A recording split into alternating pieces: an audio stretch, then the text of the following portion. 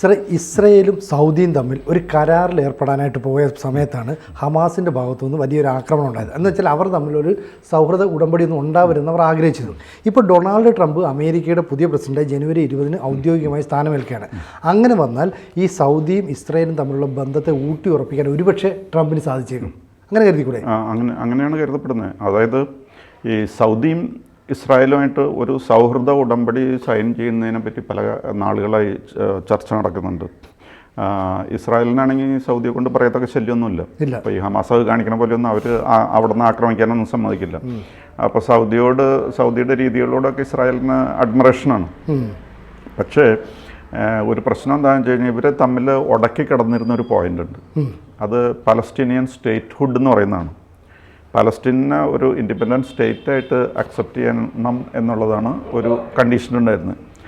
ഞങ്ങളങ്ങനെ അക്സെപ്റ്റ് ചെയ്യുന്നു അല്ലെങ്കിൽ റെക്കഗ്നൈസ് ചെയ്യുന്നു എന്ന് ഇസ്രായേൽ എക്സ്പ്ലിസിറ്റ് റെക്കഗ്നീഷൻ എന്നാണ് പറഞ്ഞിരിക്കുന്നത്.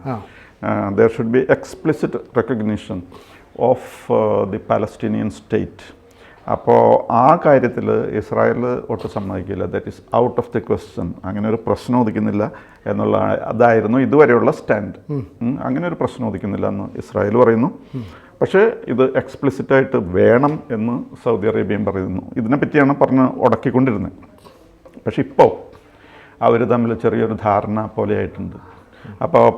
ഇപ്പോൾ സൗദി അറേബ്യ പറയുന്നത് just provide a vague commitment, അവ്യക്തമായിട്ടുള്ള ഒരു ഉറപ്പ് അല്ലെങ്കിൽ ഒരു പ്രതിബദ്ധത എന്നൊക്കെ പറയില്ലേ, ഒരു അവ്യക്തമായ ഒരു ഉറപ്പ് നൽകിയാൽ മതി.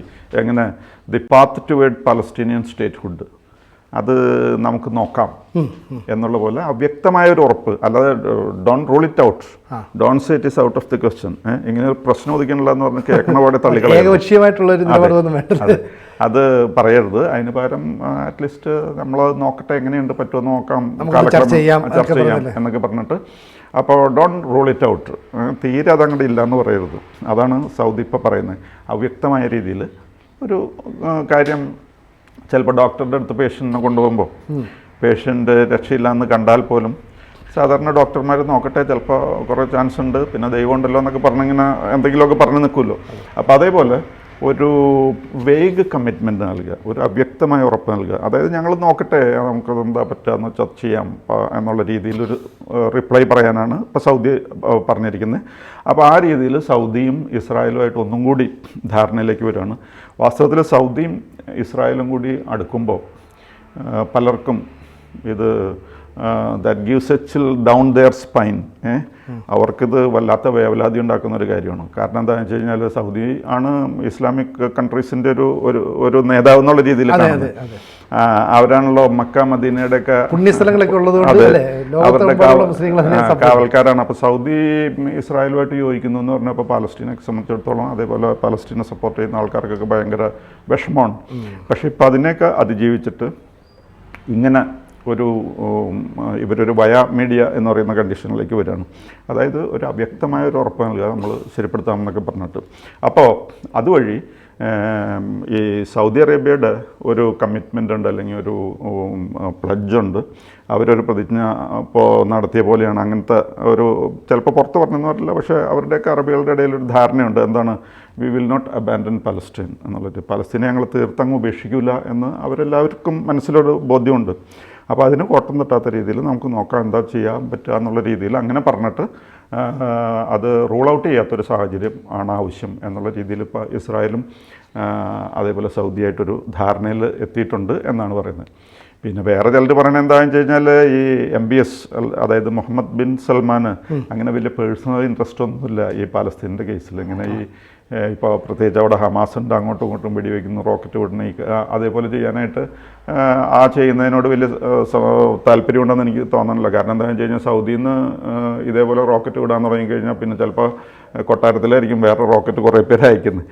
അപ്പോൾ അതുകൊണ്ട് അവർക്ക് അങ്ങനത്തെ ഒരു കണ്ടീഷൻ കെയോസ് അക്സെപ്റ്റ് ചെയ്യാൻ പറ്റില്ല. അല്ല സാറേ, മുഹമ്മദ് ബിൻ സൽമാൻ നേരത്തെ തന്നെ ഈ എതിർപ്പ് പ്രകടിപ്പിച്ചു. കാരണം എന്താ വെച്ചാൽ ഈ പിന്നെ സൗദി അറേബ്യ ഒരു മുസ്ലിം ജനങ്ങളുടെയൊക്കെ ഒരു വലിയ സ്ഥലമായിട്ട് പുണ്യകേന്ദ്രമായിട്ട് മാറുമ്പോൾ ഇറാൻ ആ തലത്തിലേക്ക് വരണമെന്ന് ആഗ്രഹിക്കുന്നത്. അതുകൊണ്ടാണ് ഇറാൻ ഈ പറയുന്ന പ്രോക്സികളൊക്കെ വെച്ചിട്ട് പ്രശ്നം ഉണ്ടാക്കുന്നത്. അപ്പോൾ ഹൂത്തികളെ ഉപയോഗിച്ചിട്ട് ഇടയ്ക്കിടയ്ക്ക് സൗദി അറേബ്യയിലേക്ക് ഇവർ റോക്കറ്റ് വിടുക, അവിടുത്തെ എണ്ണപ്പാടങ്ങൾ കത്തിക്കുക, അങ്ങനെ പ്രശ്നം ഉണ്ടാകും. ഓൾമോസ്റ്റ് 2 ലക്ഷത്തോളം ആൾക്കാർ അതിൽ മരിച്ചിട്ടുണ്ട്. അപ്പോൾ അങ്ങനെയുള്ള ഹൂത്തികളെ വളർത്തുന്ന ഇറാനോടുള്ള ദേഷ്യം അവർക്കുണ്ട്. അപ്പോൾ ഈ ഇസ്രായേലുമായിട്ട് ആക്ച്വലി സൗദിക്ക് പ്രശ്നമൊന്നുമില്ല. അപ്പോൾ മുസ്ലിം രാജ്യമായതുകൊണ്ട് നമുക്ക് എതിർക്കാമെന്നുള്ള ഒരു നെറേറ്റീവ് ഇറാൻ സൃഷ്ടിച്ചു. പക്ഷേ സൗദി ഉൾപ്പെടെയുള്ള ഈ മിഡിൽ ഈസ്റ്റ് കൺട്രീസ് അതിനോട് യോജിക്കില്ല. അറബ് രാജ്യങ്ങളൊന്നും മാത്രമല്ല, ഈ ഇത്രയും പ്രശ്നം ഉണ്ടായിട്ടും ഇസ്രായേലിനെതിരായിട്ട് ഈ മിഡിൽ ഈസ്റ്റ് ഒരു രാജ്യം പോലും വന്നില്ല. സൗദി വന്നില്ല, യമൻ വന്നില്ല, അല്ലെ UAE വന്നില്ല, അങ്ങനെയുള്ള രാജ്യം ആകെ വന്നത് ഖത്തറായിരുന്നു. ഖത്തർ ഈ ഇവരുടെ കുറച്ച് നേതാക്കൾക്ക് അഭയം കൊടുത്തു. പക്ഷേ അമേരിക്ക പറഞ്ഞു ഇനി അത് ചെയ്യരുതെന്ന് പറഞ്ഞതോടുകൂടി അവരെ ഒഴിവാക്കി. അപ്പം മിഡിൽ ഈസ്റ്റ് രാജ്യങ്ങൾ ഒരു പിന്തുണയില്ല. അപ്പോൾ ഇസ്രായേൽ വരട്ടെ, ഇസ്രായേലും സൗദിയൊക്കെ പുതിയ കൂട്ടുകെട്ടുണ്ടാകട്ടെ. ഇത് ഭീഷണി ഉണ്ടാക്കുന്നത് ഷിയ ഭൂരിപക്ഷം ഇറാനെയൊക്കെ ആയിരിക്കും. അപ്പം ഇങ്ങനെ ഒരു അവ്യക്തമായ ധാരണ ഉണ്ടായി കഴിഞ്ഞാൽ പിന്നെ ഈ പൊളിറ്റിക്കൽ ആൻഡ് റിലീജിയസ് സപ്പോർട്ടും കൂടി നാട്ടിൽ നിന്നും കിട്ടും. അതിനു വേണ്ടിയിട്ടാണ് ഇങ്ങനെ ഒരു കണ്ടീഷൻ വെച്ചിരിക്കുന്നത്. അപ്പോൾ അത് ഇസ്രായേൽ ഇപ്പോൾ ഏകദേശം അത് അങ്ങനെ നമുക്ക് നോക്കാം എന്നുള്ള രീതിയിൽ പറയുകയാണല്ലോ. അത് വന്നപാടെ തട്ടിയകറ്റാനായിട്ട് ശ്രമിക്കില്ല എന്നുള്ളൊരു ധാരണയിൽ അവരെത്തിയിട്ടുണ്ട്. അപ്പോൾ അതായത് ഇവർ തമ്മിൽ അടുത്തുകൊണ്ടിരിക്കുകയാണ്. അപ്പോൾ ഇതിൻ്റെ മെൻറ്റോർ ആൻഡ് ഗ്യാരണ്ടർ അല്ലെങ്കിൽ ഒരു മുഖ്യ കാർമ്മികനായിട്ട് നിൽക്കുന്നത് യുണൈറ്റഡ് സ്റ്റേറ്റ്സ് ആണ്. അവരാണ് ഇതിൻ്റെ എല്ലാത്തിൻ്റെയും ഉറപ്പ് നൽകുന്നത്. അപ്പോൾ അതിൻ്റെ ഇടയ്ക്ക് തന്നെ ഈ ട്രംപായിട്ടാണെങ്കിലും ബൈഡനായിട്ടാണെങ്കിലും ഇസ്രായേൽ ബാക്കി കോർഡിനേഷനൊക്കെ നടത്തുന്നുണ്ട്. അപ്പോൾ അങ്ങനെ ഒരു ധാരണയുടെ അന്തരീക്ഷത്തിലേക്കാണ് വന്നിരിക്കുന്നത്. അപ്പോൾ സൗദിക്ക് പ്രത്യേകിച്ച് ഇതിലുള്ള ഇൻട്രസ്റ്റ് എന്താണെന്ന് വെച്ച് കഴിഞ്ഞാൽ അമേരിക്കയുമായിട്ട് ഒരു ഡിഫൻസ് പാക്ട് സൈൻ ചെയ്യും ഇതോടൊപ്പം തന്നെ. ഈ ഇസ്രായേലുമായിട്ട് നിങ്ങൾ ധാരണയിലെത്താണെങ്കിൽ നിങ്ങളുടെ സുരക്ഷിതത്വത്തിന് വേണ്ട സപ്പോർട്ട് തരാം എന്നുള്ള ഒരു ധാരണയിൽ വരികയും അതിന് ഫ്രണ്ട്ഷിപ്പ് ട്രീറ്റി അല്ലെങ്കിൽ ഡിഫൻസ് പാക്ട് സൈൻ ചെയ്യാനായിട്ട് അമേരിക്ക ആ സാഹചര്യത്തിൽ തയ്യാറാണ്. ഇസ്രായേലായിട്ട് കോപ്പറേഷനിലേക്ക് വരികയാണെങ്കിൽ, ഒരു ഡീലിലേക്ക് വരികയാണെങ്കിൽ. മാത്രമല്ല കൂട്ടത്തിൽ അമേരിക്കൻ വെപ്പൺസ് എല്ലാം സൗദിക്ക് കിട്ടും. അത് എല്ലാം എന്ന് പറഞ്ഞു കഴിഞ്ഞാൽ സാധാരണ അമേരിക്ക ഏറ്റവും വേണ്ടപ്പെട്ട സാധനങ്ങളുണ്ട് വെപ്പൺസ്. അത് അമേരിക്കയും അതോടൊപ്പം ആ നെറ്റോ കൺട്രീസിനൊക്കെ കൊടുക്കും. പിന്നെ നെറ്റോ കൺട്രീസിന് കൊടുക്കുന്ന കൂട്ടത്തിൽ ഇടയ്ക്ക് ഇസ്രായേലിനൊക്കെ കൊടുക്കുന്നത്. അതിന് പുറത്തേക്ക് അവർ കൊടുക്കില്ല. പക്ഷെ അത് പോലെ ഇനി ചിലപ്പോൾ സൗദി അറേബ്യക്ക് കിട്ടിയേക്കാം. നെറ്റോയ്ക്ക് കിട്ടുന്ന പോലെ ഇസ്രായേലിന് കിട്ടും. ഈ F-35 പോലുള്ള വിമാനങ്ങൾ വേണമെന്ന് എത്രയോ കാലമായിട്ട് സൗദി ആവശ്യപ്പെടുന്നു. പക്ഷേ പല കാരണങ്ങൾ കൊണ്ട് അത് അമേരിക്ക കൊടുക്കാതിരിക്കാം. പക്ഷെ അത് ഇസ്രായേലിന് കൊടുത്തിട്ടുണ്ട്. അപ്പോൾ ഇവർ തമ്മിലുള്ള ഉടമ്പടിയൊക്കെ വരുമ്പോൾ വേണമെങ്കിൽ സൗദിക്കൊക്കെ കൊടുക്കാം. ഈ ഉടമ്പടി വന്നു കഴിഞ്ഞാൽ അല്ല, ചിലപ്പോൾ കൊടുക്കല്ല, അത് ധാരണ അങ്ങനെയാണ്. ആണല്ലേ? ഈ തീരുമാനത്തിൽ എത്തിക്കഴിഞ്ഞാൽ തീർച്ചയായിട്ടും അവർക്ക് ആയുധങ്ങൾ കൊടുക്കും. ആയുധങ്ങൾ അവരാവശ്യപ്പെടും കൊടുക്കും. ഇപ്പോൾ ഇസ്രായേലിനെ സംബന്ധിച്ചിടത്തോളം അമേരിക്കയുടെ 51st സ്റ്റേറ്റ് എന്നുള്ള രീതിയിലാണ് അവരെ കണക്കാക്കുന്നത്. എല്ലാം അമേരിക്കയ്ക്ക് എന്തൊക്കെയുണ്ടോ അതൊക്കെ ഇസ്രായേലിനും കൊടുക്കാറുണ്ട്. അതിന് വേറെ രണ്ടാമതൊന്നും ആലോചിക്കാറില്ല.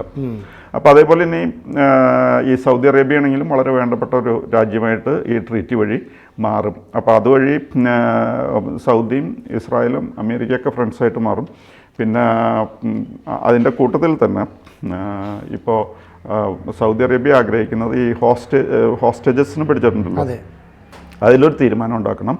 പിന്നെ ഇപ്പോൾ പാലസ്തീൻ എന്ന് പറയുന്ന അല്ലെങ്കിൽ ഗാസ എന്ന് പറയുന്ന ഏരിയ കംപ്ലീറ്റ് തകർന്ന് നിരപ്പായി കിടക്കുകയാണ്. അതിൻ്റെ റീകൺസ്ട്രക്ഷൻ നടത്തണം. അപ്പോൾ റീകൺസ്ട്രക്ഷന് വേണമെങ്കിൽ പാലസ്തീൻകാരെയും ഉൾപ്പെടുത്താം. അപ്പോൾ അങ്ങനെ സമാധാനപരമായ മാന്യമായ രീതിയിൽ ഈ പ്രശ്നത്തിനൊരു പരിഹാരം ഉണ്ടാക്കുകയും ചെയ്യാം. ഇസ്രായേലായിട്ട് ഒരു ഫ്രണ്ട്ഷിപ്പ് ട്രീറ്റിയിലേക്ക് കാര്യങ്ങൾ നയിക്കുകയും ചെയ്യുക. അങ്ങനെയൊക്കെയാണ് ഇപ്പോഴത്തെ നീക്കം. അത് ട്രംപ് വരുമ്പോൾ മിക്കവാറും അത് സംഭവിച്ചേക്കാം. പിന്നെ ഇസ്രായേലിൽ തന്നെ ചില ഫാർ റൈറ്റ് ആയിട്ടുള്ള എക്സ്ട്രീമിസ്റ്റ് ആൾക്കാരുണ്ട്. അവരുടെ ഒരു പാർട്ടിയുണ്ട്, ഒട്സാമ യഹൂദ് എന്നാണ് അതിൻ്റെ പേര്. അവർ പറഞ്ഞിരിക്കുന്നത് ഈ നെഗോഷിയേഷൻസൊക്കെ ഒരു റെക്ലെസ് നെഗോഷിയേഷനാണ് ഇപ്പോൾ നടത്തുന്നത്. ഇങ്ങനെ നടത്തിയതിന് എല്ലാത്തിനും സപ്പോർട്ട് തരാമെന്ന് ഞങ്ങൾ പറയുന്നില്ല. ചിലപ്പോൾ അവരുടെ ക്നെസറ്റ് എന്ന് പറഞ്ഞിട്ട് പാർലമെൻ്റ് ഉണ്ടല്ലോ, ക്നെസറ്റിൽ ഇത് ചർച്ചയ്ക്ക് വന്നു കഴിയുമ്പോൾ ചിലപ്പോൾ ഞങ്ങൾ സ്വതന്ത്രമായ തീരുമാനം എടുക്കും എന്നൊക്കെ പറഞ്ഞൊരു ഭീഷണിയൊക്കെ പെടുത്തിയിട്ടുണ്ട്. എന്നാലും ഇതിനെല്ലാത്തിനും ഈ സാഹചര്യങ്ങളൊക്കെ നിലവിലുള്ളപ്പോൾ തന്നെ ഇവർ തമ്മിലൊരു ധാരണയാകും എന്നുള്ള സാഹചര്യത്തിലേക്കാണ് വന്നിരിക്കുന്നത്.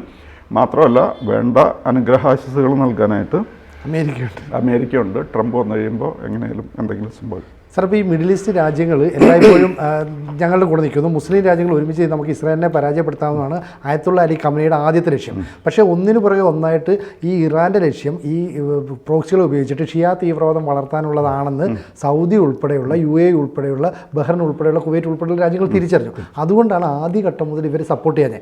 മാത്രമല്ല ഇസ്രായേലും സൗദിയും തമ്മിലൊരു ബന്ധം ഉണ്ടാക്കുന്നതിനെ വളരെ കൃത്യമായിട്ട് ഇറാനാണ് എതിർത്തത്. അതാണ് ഈ യുദ്ധത്തിന് കാരണം. ഒരു കാരണവുമില്ലാതെയാണ് ഹമാസ് തീവ്രവാദികൾ ഇസ്രായേലിൽ ചെന്ന് പ്രശ്നം പ്രശ്നം ഉണ്ടാക്കിയത്. അതുകൊണ്ട് സൗദി അറേബ്യക്ക് ഇതിനോട് യോജിപ്പയില്ലായിരുന്നു. അപ്പം ഈ സൽമാൻ രാജകുമാരൻ ഉൾപ്പെടെയുള്ളവർ പുതിയ കാലത്തെക്കുറിച്ച് കൃത്യമായി ചിന്തിക്കുന്നവരാണ്. അതായത് ടെക്നോളജി വേണം, ഇനി എന്നും എണ്ണയെ ഡിപ്പെൻഡ് ചെയ്ത് നമുക്ക് മുന്നോട്ട് പോകാൻ പറ്റില്ല. അപ്പോൾ ഇസ്രായേലിനെ പോലെ ടെക്നോളജിയിൽ ഏറെ മുന്നിലായ രാജ്യവുമായി ബന്ധപ്പെടുന്നത് തങ്ങളുടെ രാജ്യത്തെ ടെക്നോളജിയും വളരാൻ അത് സഹായകമാണ്. അപ്പോൾ ആ പോസിറ്റീവായ ഘടകത്തിന് അമേരിക്ക പോലെയുള്ള ഒരു വൻകിട രാജ്യത്തിൻ്റെ പിന്തുണയുണ്ടെങ്കിൽ അവർ സ്വാഭാവികം വലിയ ഫ്രണ്ട്സായി. അതെ അതെ, ഇസ്രായേലുമായിട്ടൊരു ധാരണയിൽ വരാമെന്ന് പറഞ്ഞു കഴിഞ്ഞാൽ അവരുടെ ഈ സയൻസ് ശാസ്ത്ര മേഖലയല്ല, പൊതുവിൽ നൊബേൽ പ്രൈസിൻ്റെ കണക്കെടുത്ത് കഴിഞ്ഞാൽ 20% of the Nobel prizes have been won by Jews. ജൂതന്മാരല്ലേ? ജൂതന്മാരാണ്. അവരത്രയും ബുദ്ധിയുള്ളവരാണ്. നമ്മുടെ കേരളത്തിൻ്റെ അത്രയും സൈസും ഇല്ല, ഇത്രയും പോപ്പുലേഷനും ഇല്ല. എന്നിട്ടാണ് ലോകത്തിൽ ആകെ നൽകപ്പെട്ടിരിക്കുന്ന നൊബേൽ പ്രൈസസിൽ 20%. ഇപ്പോൾ ഈ മൊബൈൽ എടുത്ത് എപ്പോഴും ഇത് അവരുടെ കണ്ടുപിടുത്തമാണ്. അതേപോലെ നമ്മൾ ഈ കാണുന്ന പല കണ്ടുപിടുത്തങ്ങളും അവരുടെയാണ്. നമ്മളത് ചിലപ്പോൾ അറിഞ്ഞെന്ന് വരില്ല. മാത്രമല്ല നമ്മളൊക്കെ ഈ ലോകം ദൈവം ഉണ്ടെന്ന് പറഞ്ഞു തുടങ്ങി ഒരു ജൂതൻ പറഞ്ഞപ്പോഴാണ്. ദൈവം ഇല്ല എന്ന് പറഞ്ഞു തുടങ്ങി ഒരു ജൂതൻ പറഞ്ഞപ്പോഴാണ്. ദൈവം ഉണ്ടെന്ന് പറഞ്ഞ ജൂതൻ ജീസസ് ക്രൈസ്റ്റ് ആണ്. ദൈവം ഇല്ല എന്ന് പറഞ്ഞ ജൂതൻ കാൾ മാർക്സ് ആണ്. രണ്ടും ജൂതന്മാരാണ്. അവർ പറയുന്നത് ജനം ഫോളോ ചെയ്യുന്നു. അതാണ് ഇപ്പൊ അമേരിക്കയുടെ കാര്യം എടുത്താൽ അമേരിക്കയുടെ സമ്പദ് വ്യവസ്ഥയിൽ നിർണായക പങ്ക് ഈ ജൂതന്മാരല്ലേ? അപ്പം മാത്രമല്ല അമേരിക്കയിൽ ഇനി ഈ ഡെമോക്രാറ്റിക്കോ റിപ്പബ്ലിക്കൻസോ ആര് വന്നാലും സ്വാധീനം ചെലുത്താൻ കഴിയും വിധമുള്ള പ്രമുഖരൊക്കെ ഉണ്ട് അല്ലേ ജൂതന്മാർ. അപ്പൊ അങ്ങനെയുള്ള ഒരു ജൂത കൺട്രിയുടെ പിന്തുണ സൗദിക്ക് കിട്ടുന്നതോടുകൂടി ഒരു പുതിയ സഖ്യങ്ങളൊക്കെ രൂപപ്പെടും. അങ്ങനെ ഉണ്ടാവട്ടെ. ഡൊണാൾഡ് ട്രംപിന്റെ നീക്കങ്ങളൊക്കെ വളരെ പോസിറ്റീവ് ആട്ടെ എന്ന് തന്നെ നമുക്ക് പ്രതീക്ഷിക്കാം. കൂടുതൽ വാർത്തകളും വിശേഷങ്ങളും നിങ്ങളിലേക്ക് എത്താൻ ABC മലയാളം സബ്സ്ക്രൈബ് ചെയ്യുക, ബെൽ ബട്ടണും അമർത്തുക.